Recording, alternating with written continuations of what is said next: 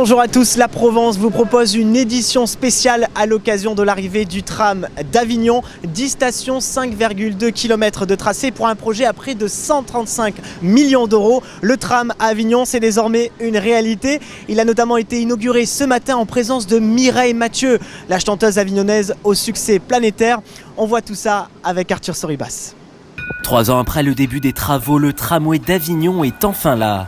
Ce samedi 19 octobre, les premières rames ont quitté le centre de maintenance de Saint-Chamond en présence d'une invitée d'exception, la chanteuse avignonnaise Mireille Mathieu. C'est magnifique de voir ce tramway, c'est super, les gens vont pouvoir, quand on va les amener à leur destination, voir le paysage. Et Dieu sait qu'en Provence, le paysage est très beau et très varié. Vous voyez, il était prévu qu'il pleuve, nous sommes entourés de soleil, donc quelque part ces trams sont bénis, c'est ça qui est important.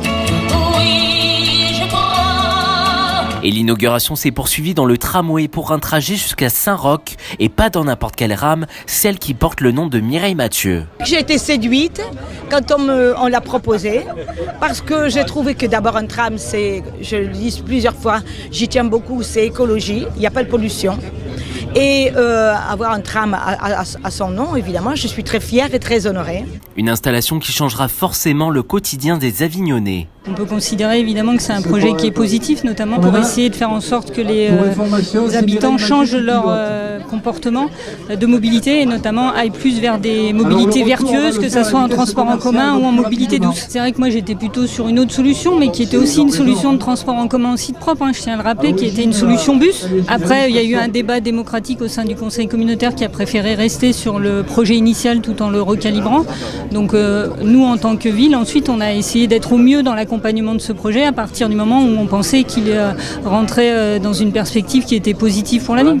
Et ce samedi, le tramway était gratuit, l'occasion pour les Avignonnais de parcourir la ville à bord d'un transport plus doux.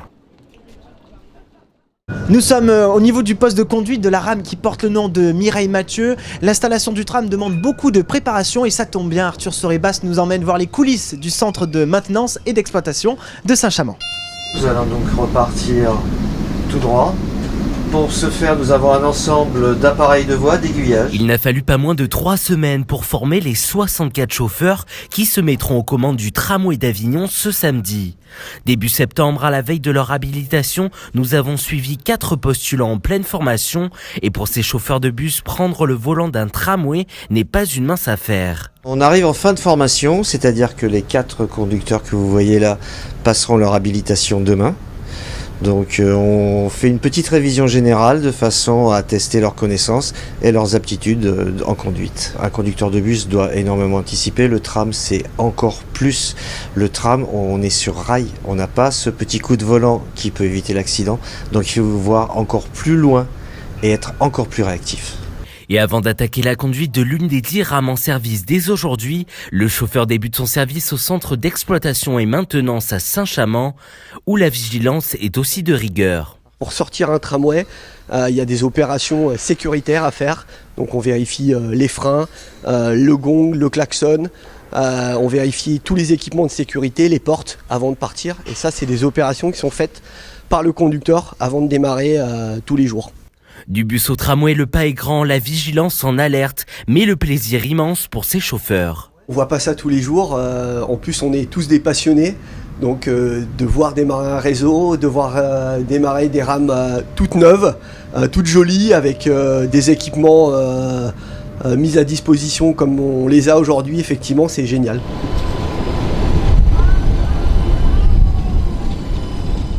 Juste avant de retrouver Patrick Vaccaris, ici président du Grand Avignon, je vous propose de regarder ce micro-trottoir. On a posé la question, on a demandé l'avis aux Avignonnais sur l'arrivée du tram.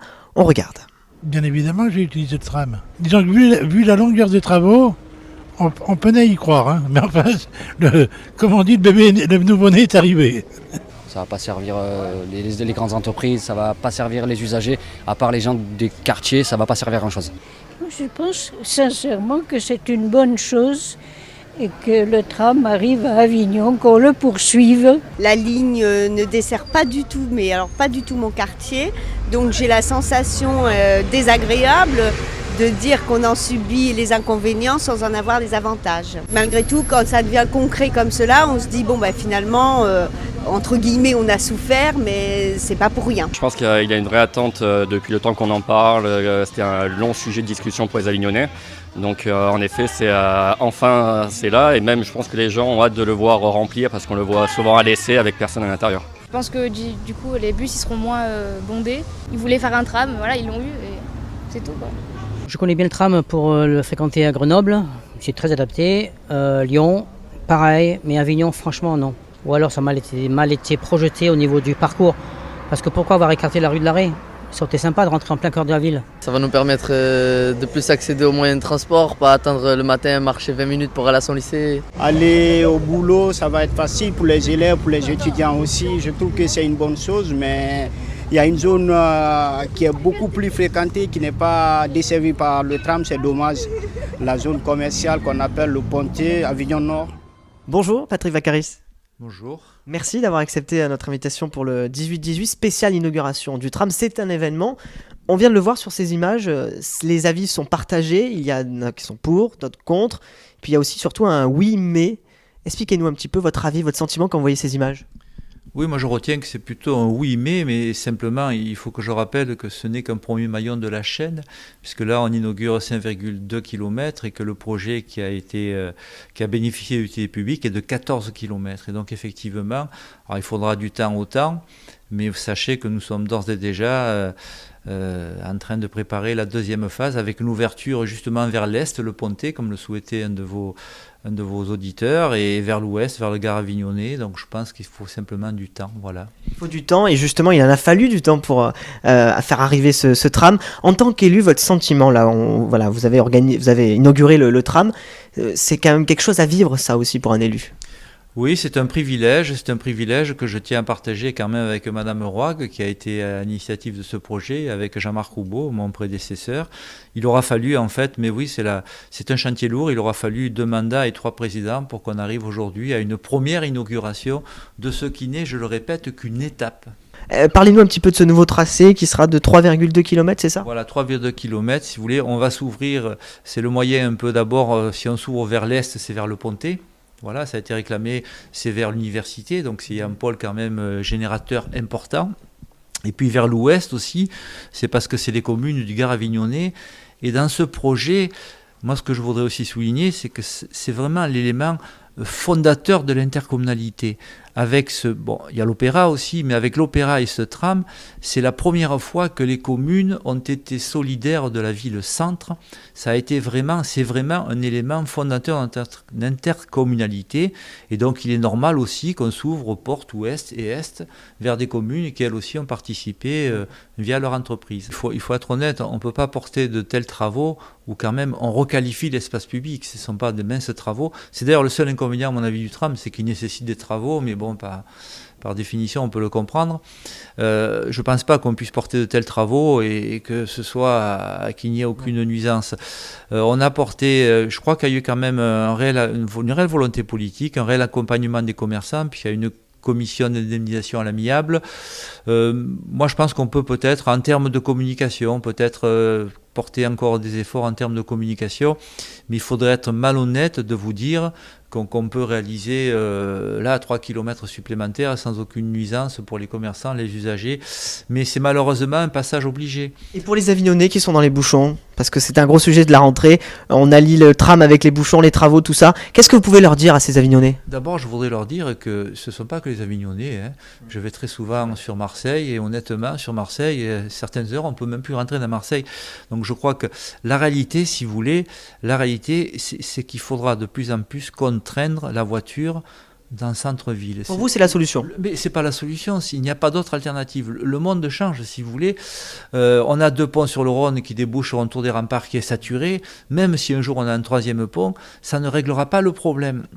On a connu la période du tout automobile, je veux dire, à l'époque où les énergies fossiles étaient peu coûteuses et abondantes. Je crois que le monde change et bien sûr qu'on va de plus en plus, alors je suis peut-être moins maximaliste que Madame le maire d'une grande capitale, mais moi je reste convaincu qu'il va falloir s'adapter.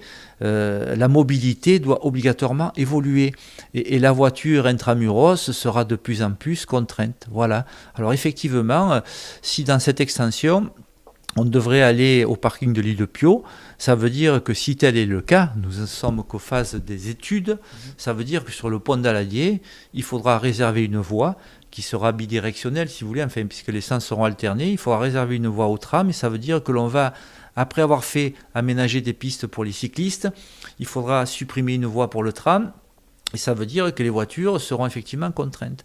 Mais on ne peut pas faire autrement. On ne peut pas faire autrement. Maintenant, il y a 3 voitures par famille.